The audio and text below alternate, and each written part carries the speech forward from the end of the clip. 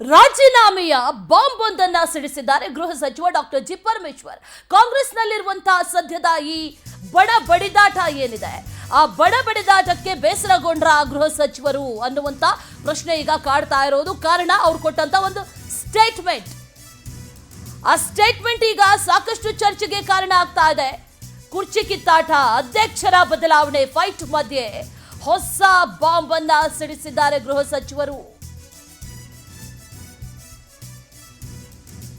ತುಮಕೂರಿನ ಕೊರಟಗೆರೆಯ ರಾಜೀವ್ ಭವನದಲ್ಲಿ ಶಾಕಿಂಗ್ ಹೇಳಿಕೆಯನ್ನ ನೀಡಿದ್ದಾರೆ ಡಾಕ್ಟರ್ ಜಿ ಪರಮೇಶ್ವರ್. ಕಾರ್ಯಕರ್ತರ ಮನದಾಳಕ್ಕೆ ಸ್ಪಂದಿಸೋದಕ್ಕೆ ಆಗ್ತಾ ಇಲ್ಲ ಅನ್ನುವಂತ ಬೇಸರವನ್ನ ವ್ಯಕ್ತಪಡಿಸಿದ್ದಾರೆ. ಕಾರ್ಯಕರ್ತರ ಬಳಿ ಕ್ಷಮೆ ಯಾಚಿಸಿದ್ದಾರೆ ಗೃಹ ಸಚಿವರು. ಇತ್ತೀಚೆಗೆ ಕ್ಷೇತ್ರದ ಕಾರ್ಯಕರ್ತರೊಂದಿಗೆ ಬೆರೆಯೋದಕ್ಕಾಗ್ತಾ ಇಲ್ಲ, ನಿಮ್ಮ ಮನಸ್ಸಿನ ಆಕಾಂಕ್ಷೆಯಂತೆ ಸ್ಪಂದಿಸೋದಕ್ಕೆ ಸಾಧ್ಯ ಆಗ್ತಿಲ್ಲ. ನೀವು ಹೇಳಿದ್ರೆ ಗೃಹ ಸಚಿವ ಸ್ಥಾನಕ್ಕೆ ರಾಜೀನಾಮೆ ನೀಡಲು ಸಿದ್ಧ ಅಂದಿದ್ದಾರೆ. ಕಾರ್ಯಕರ್ತರ ಸಭೆಯಲ್ಲಿ 2025 ಮಹಾಶಿವರಾತ್ರಿಗೆ ಸ್ವಾಗತ. ಈ ರಾತ್ರಿಯನ್ನ ಧ್ಯಾನದಲ್ಲಿ ತನ್ಮಯರಾಗುವ ಅನುಭವವಾಗಿಸಲಿದ್ದೀವಿ. ಸಂಗೀತ, ನೃತ್ಯ, ಧ್ಯಾನ ಮತ್ತು ಉತ್ಸವಗಳಿಂದ ಕೂಡಿದ ರಾತ್ರಿ. ಇದು ನನ್ನ ಹಾರೈಕೆ ಮತ್ತು ಆಶೀರ್ವಾದ. ಇದು ಕೇವಲ ಜಾಗರಣೆಯ ರಾತ್ರಿಯಾಗದೆ ನಿಜ ಜಾಗೃತಿಯ ರಾತ್ರಿಯಾಗಬೇಕು. ಎಲ್ಲಕ್ಕಿಂತ ಹೆಚ್ಚಾಗಿ ಈ ಮಹಾಶಿವರಾತ್ರಿ ಎಂದು ಶಿವನ ಸಂಘದಲ್ಲಿದೆ. ಸಚಿವ ಪರಮೇಶ್ವರ್ ನೀಡಿರುವಂತಹ ಶಾಕಿಂಗ್ ಸ್ಟೇಟ್ಮೆಂಟ್ ಇದು. ಪರಮೇಶ್ವರ್ ಹೇಳಿಕೆಯಿಂದ ಕಾರ್ಯಕರ್ತರು ಒಂದು ಕ್ಷಣ ವಿಚಲಿತರಾಗಿದ್ದಾರೆ. ರಾಜೀನಾಮೆ ಕೊಡಬೇಡಿ ಅಂತ ಆ ಸಂದರ್ಭದಲ್ಲಿ ಕಾರ್ಯಕರ್ತರು ಕೂಗಿದ್ದಾರೆ. ಕಳೆದ 2 ದಿನಗಳ ಹಿಂದೆ ಡಾಕ್ಟರ್ ಜಿ ಪರಮೇಶ್ವರ್ ಹೇಳಿರುವಂತ ಮಾತಿದು, ಕೊಟ್ಟಿರುವಂತಹ ಸ್ಟೇಟ್ಮೆಂಟ್ ಇದು. ನೀವು ಸಿಎಂ ಆಗಬೇಕು ಅನ್ನುವಂತ ಮಾತನ್ನ ಆ ಸಂದರ್ಭದಲ್ಲಿ ಕಾರ್ಯಕರ್ತರು ಹೇಳಿದ್ದಾರೆ. ಕಾಂಗ್ರೆಸ್ ಪಾಳ್ಯದಲ್ಲಿ ಸದ್ಯಕ್ಕಂತೂ ಈ ಹೇಳಿಕೆ ಸಂಚಲನ ಸೃಷ್ಟಿಸ್ತಾ ಇದೆ.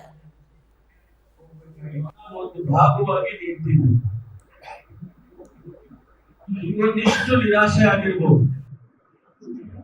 ನಮ್ಮ ಕೈಗೆ ಸಿಕ್ಕೋದಿಲ್ಲ, ಪಂಚಾಯತಿಗೆ ಬರಲಿಲ್ಲ, ಅವ್ರನ್ನ ಮಾತಾಡಿಸ್ಲಿಲ್ಲ, ಇದೆಲ್ಲ ಅನ್ಸುತ್ತೆ. ನಿಮಗೂ ಅನ್ಸುತ್ತೆ, ನನಗೂ ಒಂದೊಂದ್ಸರಿ ಅನ್ಸುತ್ತೆ.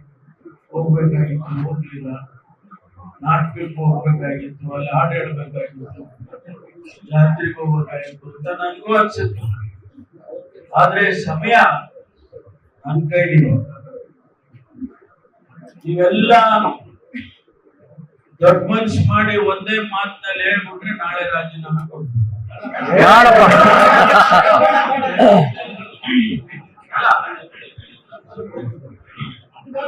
ಅವಾಗ ನಾನು ನಿಮ್ ಜೊತೆಲಿ ಮುಖ್ಯಮಂತ್ರಿ ಆಗಬೇಕು. ನನಗೆ ಎಲ್ಲಾ ಬಂಡವಾಳನೂ ಗೊತ್ತಿದೆ, ಸುಮ್ಮನೆ ಮಾತಾಡ್ಬೇಡ. ಒಂದು ಭಾಗವಾಗಿ ನಿಂತಿದ್ದೆ. ಇನ್ನೊಂದಿಷ್ಟು ನಿರಾಶೆ ಆಗಿರ್ಬೋದು.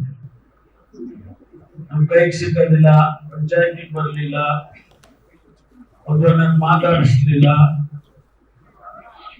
ಇದೆಲ್ಲ ಮತ್ತಷ್ಟು ಡೀಟೇಲ್ಸ್ ಅನ್ನ ನೀಡ್ತಾರೆ ನಮ್ಮ ಪ್ರತಿನಿಧಿ ರೂಪೇಶ್ ಬೈಂದೂರು. ನೇರ ಸಂಪರ್ಕದಲ್ಲಿ ಜಾಯಿನ್ ಆಗ್ತಾ ಇದ್ದಾರೆ. ರೂಪೇಶ್, ಗಮನಿಸ್ತಾ ಇದ್ದೀವಿ, ಗೃಹ ಸಚಿವರ ಹೇಳಿಕೆ ಇದೆಯಲ್ಲ, ಸಾಕಷ್ಟು ರೀತಿಯಲ್ಲಿ ಈಗ ವಿಶ್ಲೇಷಣೆ ಮಾಡಲಾಗ್ತಾ ಇದೆ. ಒಂದ್ ಕಡೆ ಸಿಎಂ ಬದಲಾವಣೆಯ ವಿಚಾರ, ಮತ್ತೊಂದು ಕಡೆಯಲ್ಲಿ ಕೆಪಿಸಿಸಿ ಅಧ್ಯಕ್ಷರ ಬದಲಾವಣೆಯ ವಿಚಾರ.